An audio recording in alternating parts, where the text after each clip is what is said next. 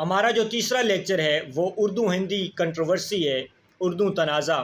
یہ دارالعلوم دیوبند کے 1 سال بعد سامنے آیا۔ یہ مسلمانوں اور مغلوں کے دور میں اس کو ترقی ملی۔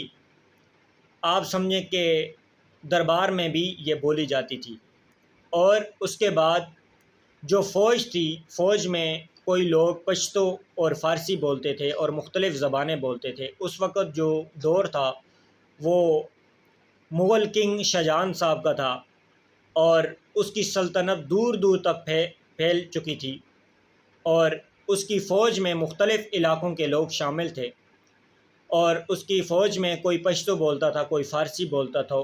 تو یہ اردو جو زبان ہے یہ ترکی زبان کا لفظ ہے۔ اس طرح پھر اردو کو عروج ملا۔ اس کے بعد انگریزوں نے ہندوستان میں اردو جو زبان تھی وہ سرکاری قرار دی، سرکاری زبان بن گئی۔ اس کے بعد جو ہے انڈیا میں جو ہندو تھے انہوں نے بنارس سے ایک موومنٹ شروع کی۔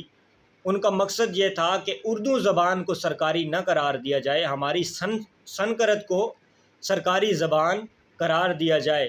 بہرحال سر سید نے پھر کہا کہ اگر ہندو جو ہیں وہ مسلمان کی زبان جو اردو ہے اس کے اوپر یہ جھگڑا کرتے ہیں تو یہ مسلمانوں کو کس طرح برداشت کریں گے؟ اگر مسلمانوں کی زبان ان سے برداشت نہیں ہوتی تو یہ مسلمانوں کو کس طرح برداشت کریں گے؟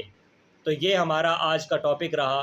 انشاءاللہ کل ہم ایک اور ٹاپک سٹارٹ کریں گے۔ ہمیں اجازت دیجیے۔ اللہ حافظ۔